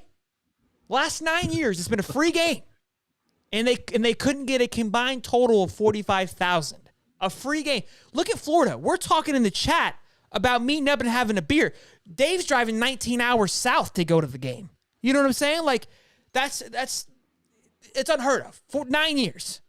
9 years combined. And they sold tickets this time. You had to pay to get in. I think it was only like $10 or $15, but still. They were giving them away last year. Couldn't get anybody to go. They put a dollar sign on it. It's the hottest thing since sliced bread. And they sell out. It's going to be on ESPN. And why this is massive is because I always compare college and just recruiting like a stock. You buy the news, or you buy the noise, you sell the news, right? This is the noise part. This is when everything's getting all hot and heavy. You have nothing to lose. You're going to have all these recruits coming in. At this point, they are probably at Bama and Georgia the week prior because they're the 3rd week of April. So they've already seen those. They've already seen Florida. They've already seen these games. And now they're going to show up to Colorado, and the roof is going to be blown off this thing because it's going to feel like an actual football game in the middle of April. Weather's going to be cool. It's going to be nuts. Again, ESPN's going to be there. You're going to have big cameras flying around. Superstar. It's going to look like Ohio State on the sideline if I had to guess. Who's not going to be there, right? I mean, think about it. I think it's going to be just unreal for recruiting for Colorado. Look, and it's going to be, again, the noise. You're going to be around it. You're going to be in it. It's going to be insane. It's going to be like nothing you have experienced for a scrimmage game, and it's going to be nuts. Now, they still have to sign the dotted line in December. It's going to be a big hurdle that they're going to have to overcome, but I wouldn't be surprised to see a lot of commits come flooding through the door after that game. Dave, I know you're a big fan. Let me hear it. Well, they really don't have anything going on in Colorado, so yeah, of course. But yeah, I mean, if Deion Sanders, he likes cameras, you know that, so of course there's going to be a camera. I'm surprised there's not a GoPro strapped to his butthole right now. But yeah, I like look if you can sell tickets, and on top of that, get more fans in there than you have ever before with something free, you're doing something right. Like I can't sit here and say he's doing something wrong. He's doing something right, and whether I like it or not, that's what happens. You made some money, and they said even when they interviewed, I think it was the president of their school or whoever hired him, they said, "Well, we have the money, but we don't have the money." Well, they got to make that money back, right? $10 to come in, baby. Dave is such a hater for the Bus fans that are in here loving this. Dave's a hater, so keep in mind. But and again, he hasn't given me a reason why he doesn't like the Flash, and I think it's a preference. Right? It's the Flash. Oh, it's the dude, Flash. I don't hate Deion. Deion cracks me up when he steals opposing teams' recruits and then posts a video, because then I just retweet it everywhere. It's amazing. I thought you were going to get what I was going to get. Steve, what's your thoughts? Big FSU guy. I know you love Deion, but what's your thoughts on everything on this? Yeah. Man? Look, man, it's cool. It's cool. Nobody in the right frame of mind going into spring football 2-3 years ago, really, literally for the last decade. Let's just be honest. Anybody who's a college football fan, the last team on your mind in the last decade was the Colorado Buffaloes.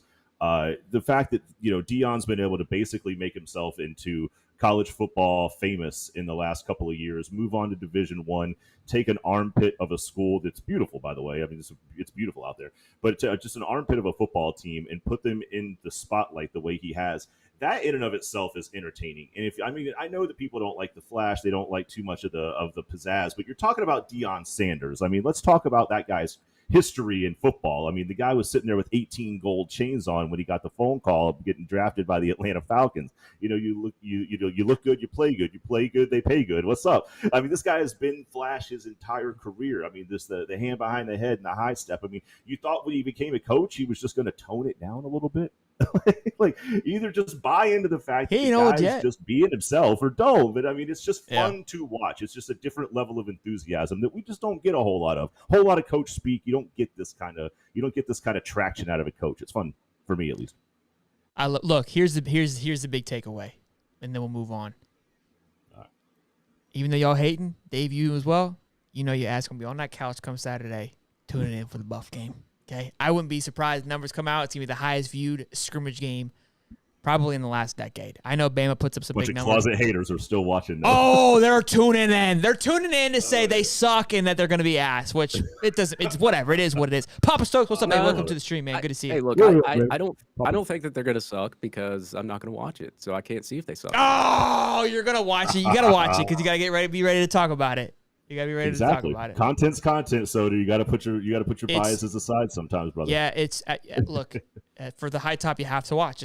We're gonna talk about it, so you're gonna have to be prepared. It's in the bylaws. You signed a contract. I'll make sure I watch the back of my eyelids. I love it. All right, we got two categories left. Great show. So far, appreciate you guys hanging out. Got over 160 in here. One went down 156 now. Make sure we get to almost 100 likes, 181 likes. Show some love. I appreciate you guys as always. Love you. Not much Jags talk. We got a couple days until the draft happens, but there was a preseason ranking that left the Jags out of the top 10. And it may seem like, well, what's the big deal? But Jags are pretty favored right now, I think. I mean, I think you could put them into the category of Super Bowl bound. And they were, maybe a couple plays away and dumb mistakes away from finding themselves in the AFC Championship game against old Joey Burr. So to put them not in the top 10, when you hear who's in front of them, it's kind of surprising. Steve, you got the list there, big guy?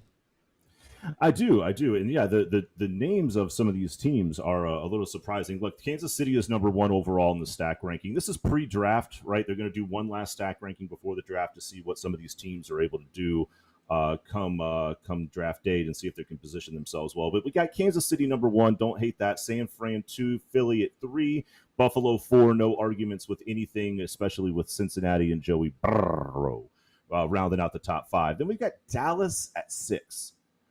I don't love that. Dallas has given me no reason to think that Dallas is just going to be the same crappy Dallas team. Especially with losing. Look, right now Zeke's not on the lineup, right? Henry is being projected to be traded to them, but he's not there yet. So yeah, I agree. That seems a bit. Look, it's definitely getting the Dallas nod, right? The America's team nod. That's for sure. The America's team crap. Yeah, exactly. So you got Dallas at 6. You got the Chargers at 7. Now, mind you, if anybody didn't keep up with Jaguars football this year, and I can understand if you didn't, they've not been a very good football team for the last couple of years. But in case anybody missed it, the Jaguars beat the Chargers in the playoffs this year. So the Chargers come in at 7 when we have yet to see a Jacksonville Jaguars sighting. We have the Minnesota Vikings at 8. That's another team that always seems to just kind of exist. Play. I'm fine with that. Yeah, they're not flashy, but they get it done. Yep. Number 9, Baltimore Ravens. Baltimore's been okay with Lamar, but I think Lamar's basically the hottest free agent in football right now. So he's likely to not be on that team. They limped into the playoffs, it felt like, in a mid-division. As Jaguars are mid-division too. And now they're almost, but technically the quarterback's still there. So I guess that's part of it. Go ahead. I guess, yeah, but they also lose, Calais Campbell's and a couple other offensive linemen. They got Miami at 10. Another team that I think is surging and playing better than they have in the last decade, but I don't know. I still don't know if Tua's the guy. They picked up Jalen Ramsey, but I can't cover everything, right? I'm okay with the Dolphins being ahead of the Jags. I'm okay with that. Okay. Here's another one that's going to throw you for a little bit of a loop. At number 11, we have the Tampa Bay Buccaneers. No Tom. They did pick up Baker Mayfield to be the heir apparent. They finished, 7-8 or something? What did they finish last year? I believe that was it. They didn't have a winning record into the playoffs. Very strange. I think the Jags are definitely getting. Look, the loss of the Taco and Arden Key definitely didn't help. I think that's part of it. Obviously, those transitions. They didn't really make any moves forward. So you lose 2 guys that could be part of that. But look, you get Calvin Ridley, who wasn't there last year. So they did. I keep forgetting that addition because he was a trade acquired from last year. So you do make that move. You keep everything else intact, and you get another year of Trevor Lawrence and ETN. If you look at the offense, think about this. I mean, you've got the quarterback addressed. You know who your quarterback is. You know who your running back is. Your wide receiver core can arguably be in the top 10 if you're looking at talent across the NFL.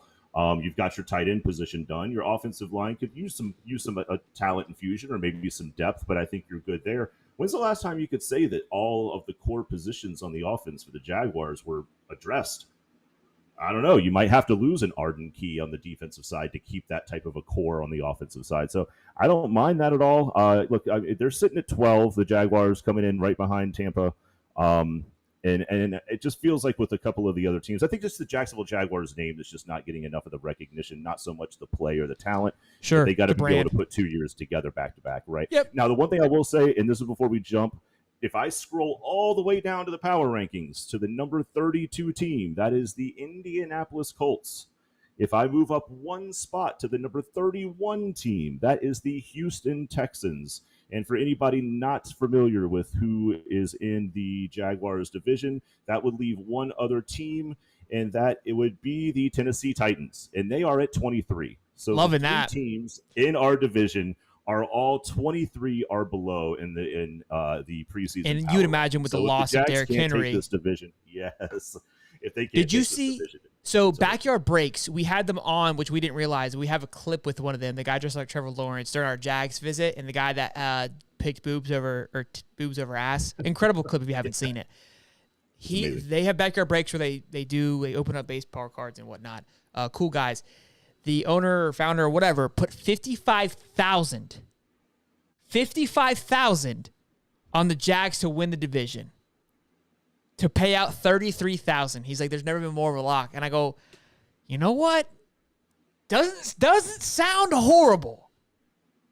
Look, he's not wrong. Now, right? He's not wrong. I mean, based on what you just plugged out, right? That's a big one. I felt like I might go pull out my 401k and sling a few, you know? Look, you might. Maybe right? I mattress mac it. Leverage a few bets here and there, you know?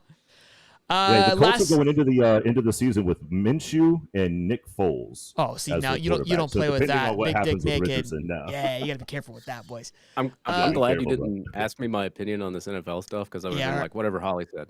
Yeah, I already knew, Dave. Come on. All That's right, fine. last We bit won't put you here. out there. We talked a little bit about last night, but look, it's a fun topic. I really have enjoyed it and watched it all unfold between this with March Madness, sadness as we're calling it, with Angel Reeves and Caitlin Clark. We've got to discuss it. I know you guys are going to have your opinions on it. If you were here yesterday, you kind of heard my thoughts on it. We're going to go about it again. Let's start with Angel Reeves versus Caitlin Clark. For those of you that were living under a rock, Angel Reeves plays for LSU. They beat Iowa Hawkeyes, who had Caitlin Clark, both of them are absolute ballers. At the end of the game, after LSU basically had locked it up, you had Angel Reeves doing the John Cena, can't see me, and then pointing to the ring finger, basically kind of chasing Caitlin Clark around the court to let her know that mom was home.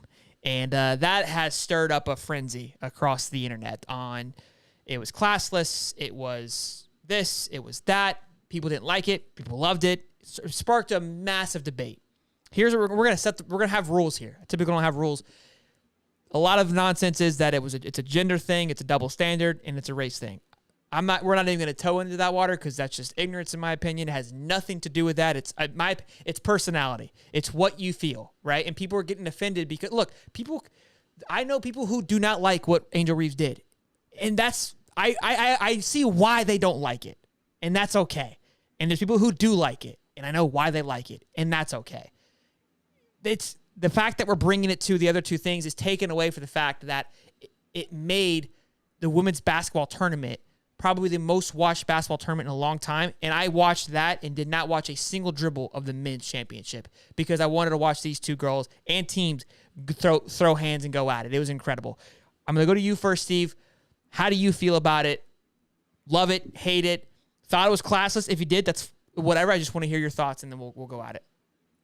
It's sports, it's competition, especially at that level. Look, you're playing for the national championship. I think if you're going to get emotions into the game. We've all watched college football. We all see, even in a regular season game, that some emotions can get out there, and these teams mock each other and make fun of each other's chants, like the Gator chomp and the FSU chant and all those things, right? Like the other teams will mock those things. It's part of the sport. I think where this may be a little bit more of a newsworthy thing is because instead of it being a one-time issue or a two-time issue, it kind of seemed like she was just following her around, intentionally kind of mocking her.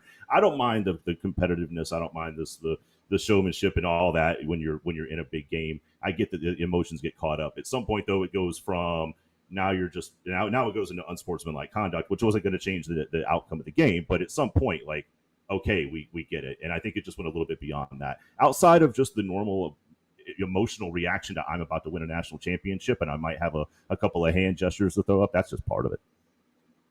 Davey? Yeah, I grew up in a generation where trash talk didn't offend anybody. So I wasn't too opposed to it. I mean, you've got competitors out there on the field all the time. I mean, you look at your other sports, baseball, football, basketball, it's happened at one point in all of those sports where somebody's taunted the other person or, I mean, shoot, I've seen fistfights in basketball. I've seen fistfights in the crowd in basketball. And this is NBA. And these girls, they're like, what, 18, 19, 20? So they're not, you're going to handle yourself a lot better as you get older. When Sure. You're still, in my opinion, they're adults considered they're over 18, but as me, 38, they're kids to me. So I just see it and I'm just like, well, and my dad always told me, if you're going to talk trash to somebody, you better back it up. They were beating them, but if you want to shut somebody up talking trash to you, beat them. So you didn't beat them. You got trash talk to you. Now, her following her around and such after the game, that was a little bit too much, I think. But at the same time, I mean, they're kids, man. It didn't really even bother me. I could care less, man. As I said, if you want them to stop talking crap to you or not taunt you, beat them. Beat them. So, look, I think I kind of talked about it. I hinged toward it yesterday. Angel Reeves organically became the villain because Caitlin Clark was what everyone wanted to see because she was just so exciting to watch.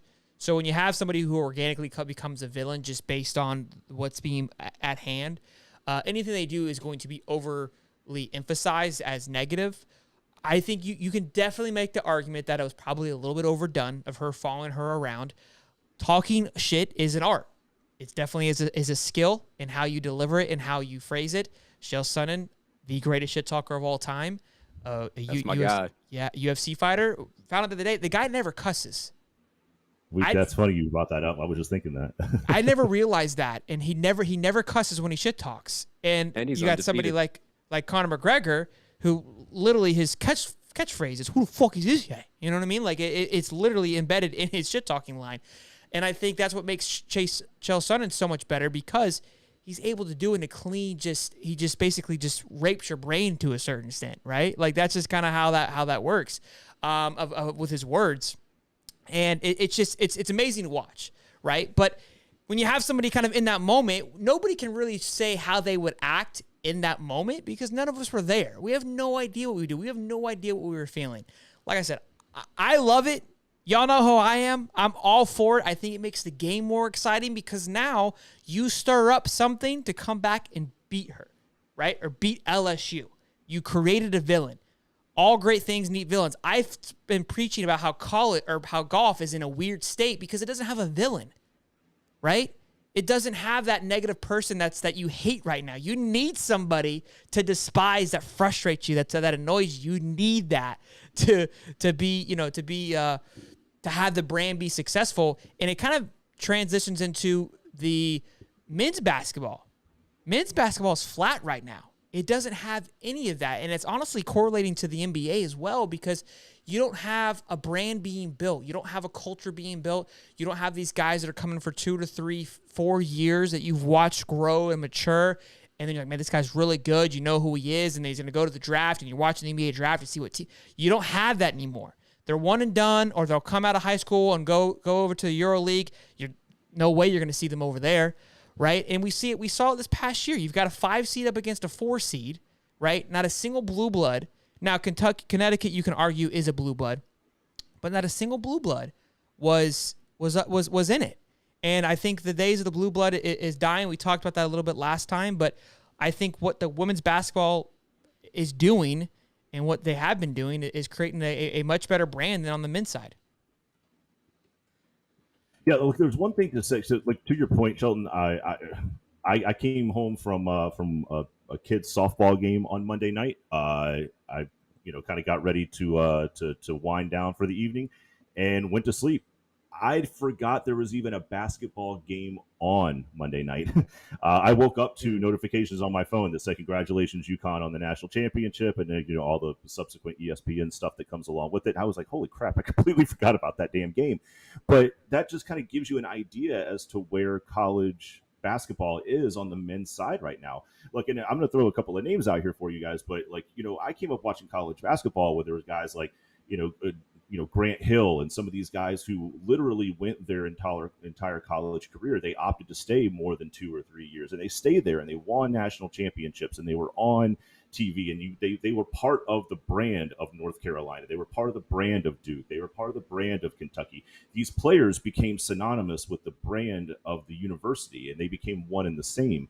And it just doesn't feel like that exists anymore. And it makes it very, very awkward to watch college basketball when you just don't have those same lineage teams that you've always followed and watched, and then you don't even get behind it anymore. I don't know any of these guys, and I was telling you that early in the precast that there's an AT&T commercial floating around out there that there's 2 Kentucky players, and one of them's talking about staying or being there for a while, and the other one kind of peeks his head around the wall and says, or it could be a one and done.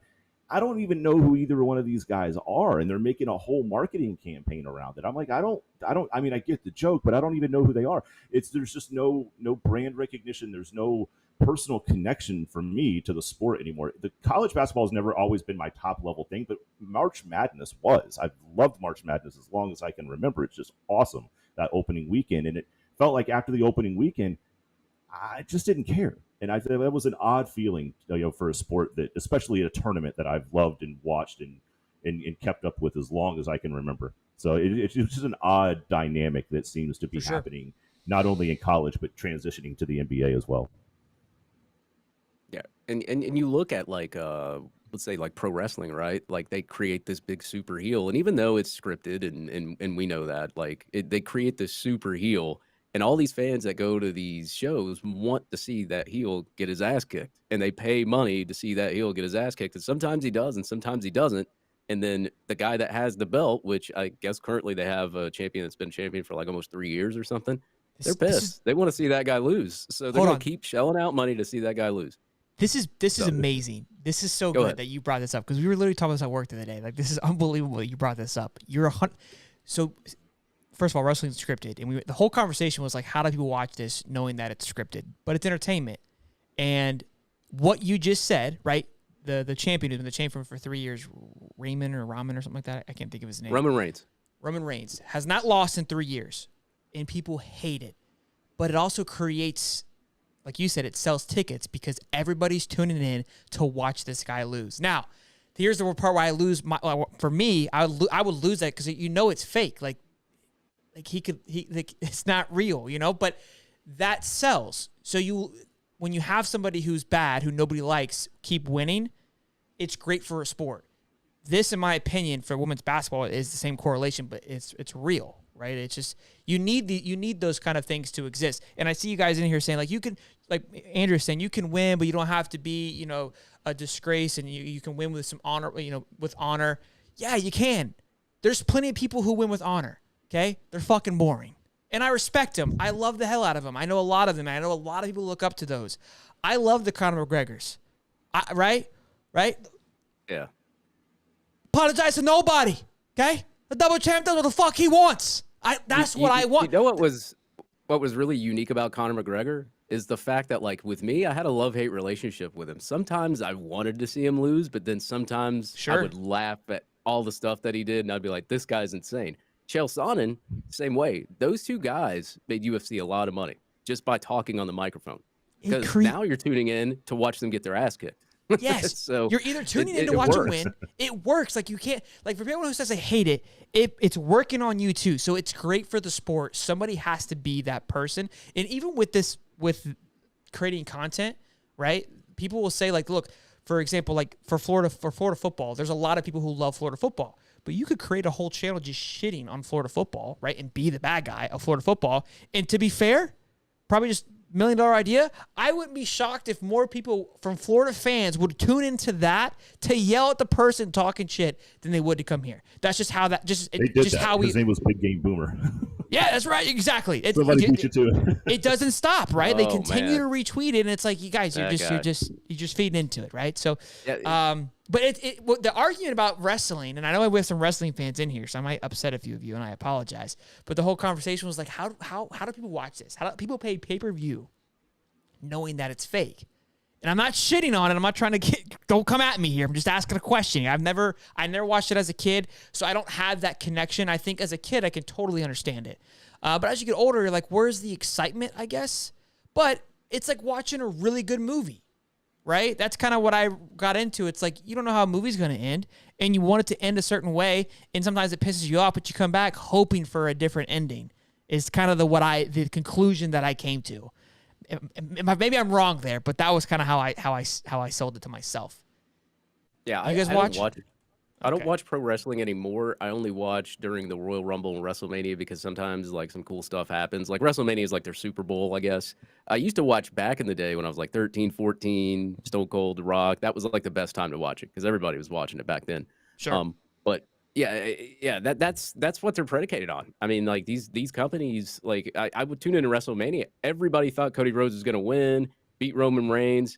Roman Reigns winds up winning, and now everybody's pissed off again. So now they're going to spend more money to see Roman Reigns lose to somebody else. He ain't going to lose.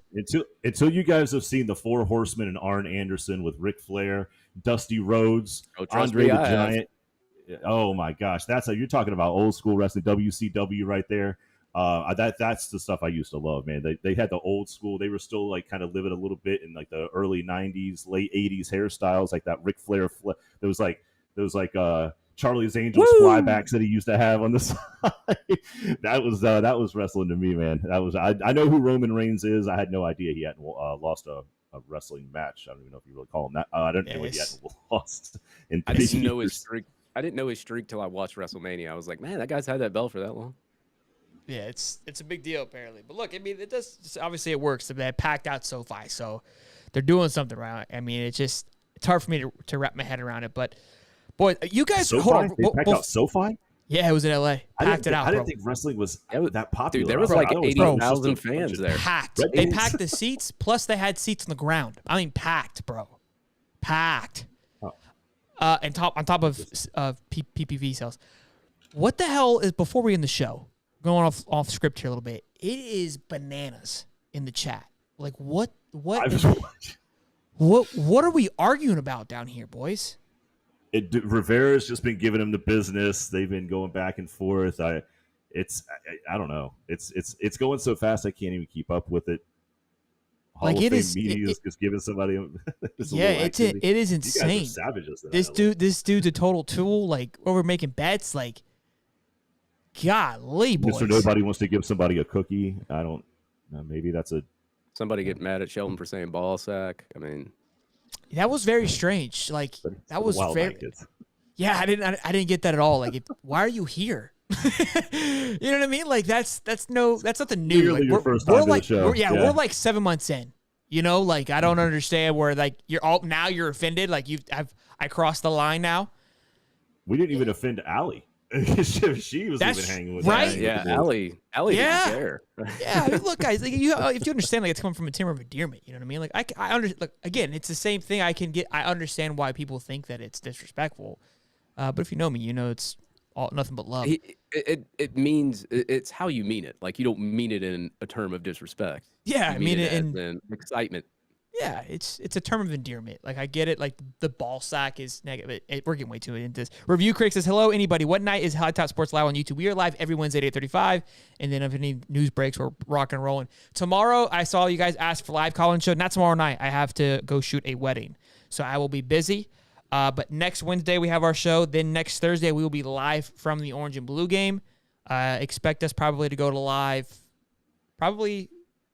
I don't know about that night afterwards. It's going to be kind of late, but we'll see. And $2 from Dom says, ball sacks, awesome. Been saying it for 3 years. That's what, bro, we've been saying this for about a minute now. Yeah, so it's not new. I don't know what else to say anymore. We're 5 away from 100 likes. I'd love to get there before the show closed down. But, boys, great show as always. We're peaking at 2 hours. Freaking banger of a show. And it felt like an hour. It didn't feel like 2 hours. And we had almost 100 plus in here. It felt like a WrestleMania stream. You know what I'm saying? About the same amount of people watching. So, boys and girls, love you guys as always. Thank you for stopping by. Again, be sure to like, subscribe. We post videos almost every day, so make sure you guys tune in in case you can't catch every show, obviously. And then we'll be live next Wednesday and next Thursday. If you guys are going to the Orange and Blue game, shoot me a DM on Twitter or Instagram, wherever you find me at, and let me know where you're going to be, and we'll try to meet up. I'd love to meet all of you guys. So, love y'all. Until next time, I'm Shelton. I'm Holly. And I'm the Dave Meister.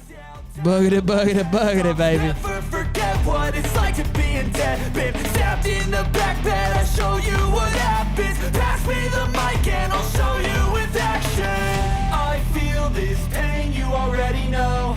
Turn that to gains, let my money show. How about them Gators? I got these things that I can't let go. Got that dog in 'em.